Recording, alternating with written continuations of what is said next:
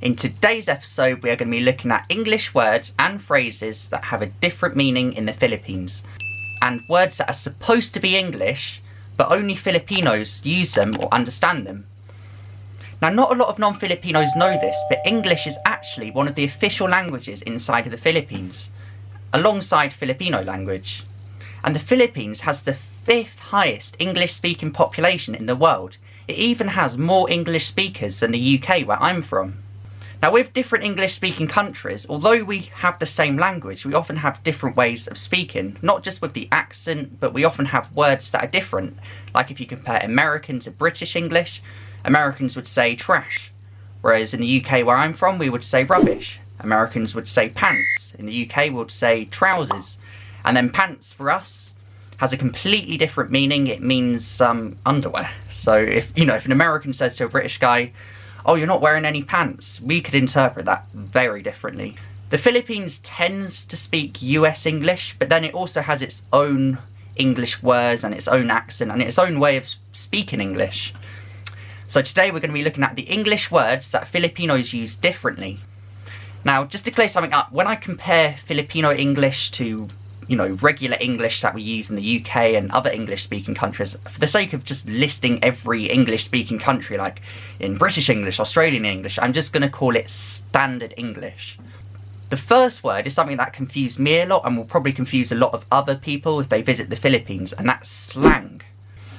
So in Standard English, slang would normally mean when you change the words that you're using. For example, if you changed friend to mate, that would be slang. But in the Philippines, slang they use just for accent. So when I was in the Philippines and I was talking in English to people, people would say, "Oh, you have so much slang." And that really confused me because I was thinking, wait, I'm just using regular words. But to them, slang means accent. So for them, I had a strong accent, so they were saying that I had slang. The next is nosebleed. This is another word that confused me a lot, and that's because this doesn't mean nosebleed like it does in regular English. It's an expression Filipinos would use when they're speaking a language they're not used to, most commonly for them English, and they don't know what to say. If they're talking to, a foreigner, and they don't know what to say in English, and they can't think of the right word, they'll say, "Oh, I'm having a nosebleed." The first few times I heard it, I was thinking, wait, do I have a nosebleed? It's just an expression they would use for when they don't know what to say. And the next word is blooming. Now, in Standard English, this will be used as an expression to emphasize annoyance or frustration.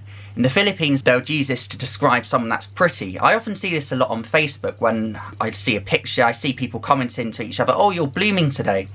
To be fair, in Standard English, we could use it to describe pretty flowers, flowers that are blooming, but we wouldn't really use it for people very much. One of the most common English words they use in the Philippines is jeep, which is short for jeepney.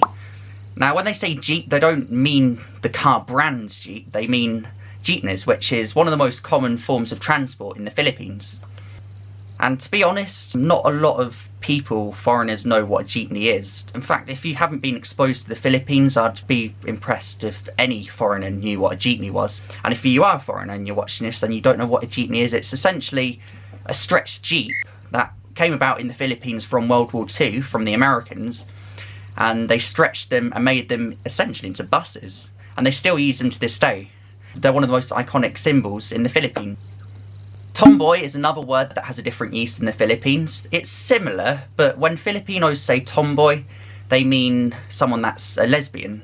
When we would say tomboy in Standard English, it doesn't mean that someone's actually gay. In fact, it means that they're not. It's usually a girl that acts like a boy, is into manly things, but then is still heterosexual and isn't a lesbian. But whenever they say tomboy in the Philippines, they do mean a woman that is a lesbian. And this could confuse some foreigners. Now, there are some English words that don't necessarily have different meanings, but I just think non-Filipinos don't really know them or don't use them. One good example of this is colleague.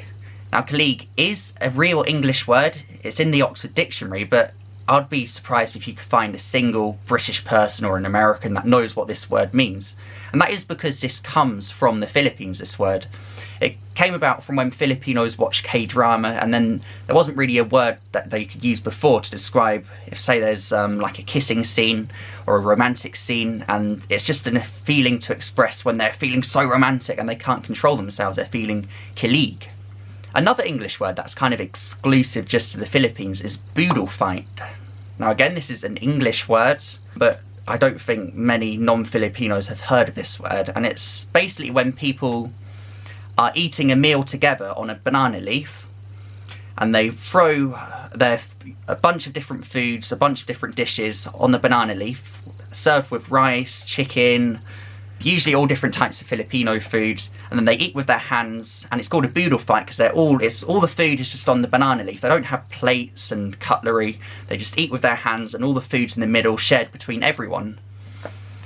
And it's quite an efficient way of eating actually, because when you're done, you don't really need to wash up or anything, you just dispose the banana leaf and that's it. It's very social as well, it's a very social way of eating.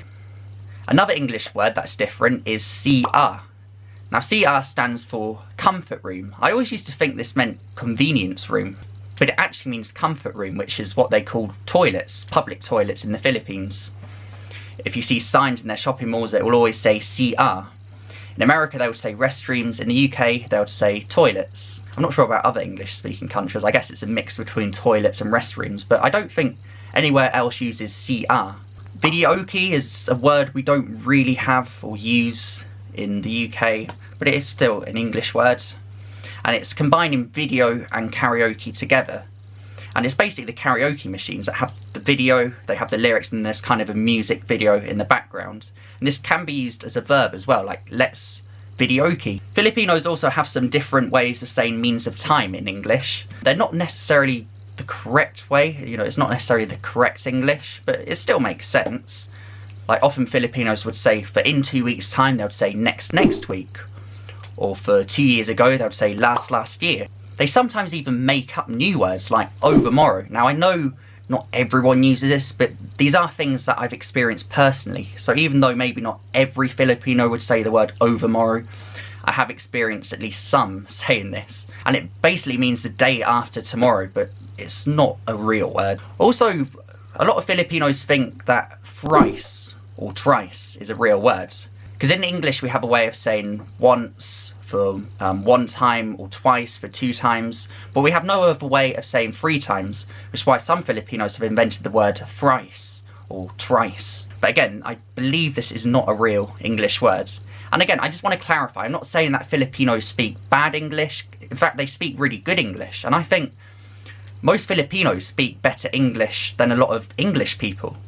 Yeah, that's right, English people who only speak one language can't even speak really good English. Now there are some phrases that are different that Filipinos say in English, mainly because they're the exact translation from Tagalog. For example, a lot of Filipinos would say, can you close or open the lights? Now this would make sense to normal English speakers, to standard speakers of English, but we would normally say turn on or turn off, not open or close. But that's because this comes from the exact translation from Tagalog, or kill the light, like Patayin ang ilaw or Buksan ang ilaw. Another example of this is I'll go first. So obviously in standard English this would mean that you're leaving somewhere first, you're going to be the first one to leave. But when Filipinos say this, it's a polite way of saying can they leave somewhere. Even if they're not the first person, it's a way of them saying that they're going to leave now. And that's because this comes from the exact translation again from Tagalog, which is mauna na ako, which is translated exactly word for word into English, I'll go first, but it actually means that they'll leave even if they're not first. It's just a polite way of saying that I'll leave instead of just, oh, I'll go now. It's, I'll go first. Now there are some English words that Filipinos use that for them have the opposite meaning to what it would for us in standard English. For example, salvage in standard English would mean to rescue something. Usually you'd use this for a thing, you wouldn't really use this for people because the correct word would be rescue, but you could still use it for people, like salvage some people. But when Filipinos use this, it means the complete opposite, it means to kill someone. Now this word came about mainly in the Marcos era, but it's been used many times since, but it's basically just the complete opposite to what it is in standard English. For a while has the complete opposite meaning as well for Filipinos. You'd think in standard English that this would mean that someone's going to take a long time, but when Filipinos say for a while, it means that someone will get back to them very quickly. Now there are a whole bunch more English words that have a different meaning in the Philippines, which include words like napkin. Now if you are not from the Philippines and you're thinking of going, you should probably learn this before you do go, because napkin in standard English would mean the paper towel you'd have at a dinner table.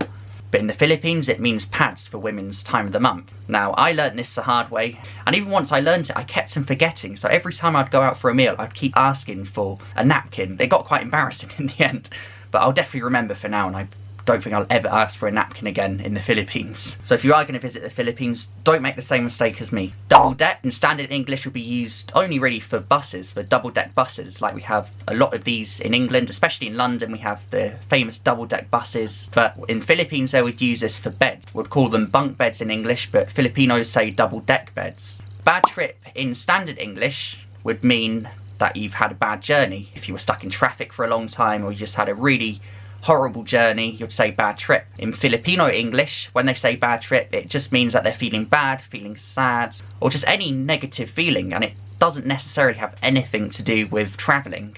Bedspace, I think this is a word that was invented in the Philippines. It's still English though, bed space, and it means when two people, usually of the same sex, that aren't a couple, are sleeping in the same bed, in the same room to save rent. So they're paying half the rent and then they're staying together. This isn't anything I would want to do, but I guess if you were quite desperate and it was just a way of saving money, could be a means of not spending so much on rent. But I don't think anyone has used this word in the UK or in America. And last but not least, slippers. Now this kind of has the same meaning, but then at the same time doesn't. Because when Filipinos say slippers, they mean any type of summer footwear, whether it's sliders or flip-flops. In standard English, we wouldn't call sliders flip-flops or vice versa, but Filipinos just call all of them slippers. In standard English, we'd only say slippers for footwear that you'd wear in the house. Usually fluffy, warm slippers that you'd wear in winter. But Filipinos, it's just for any type of summer outdoor footwear. That includes sliders or flip-flops. So there you have it. There was a bunch of English words and phrases that Filipinos use differently in English. Let me know in the comments down below if there are any more English words that have a different meaning in the Philippines. Now I know not all of these words are used by every Filipino that I used in this video, but most of these are things that I've experienced firsthand. So maybe if not every Filipino would use these, there's still a lot that do. Hopefully you enjoyed this video and found it informative. If you did, please give this video a like, and if you haven't already, subscribe to my channel. I'm going to be uploading some more videos in the future with a mix of some being in English and some in Tagalog, and probably some in a mix of the two in like a Taglish mix. So if you want to see more, please stay tuned and I'll catch you next time. Thanks for watching. Bye!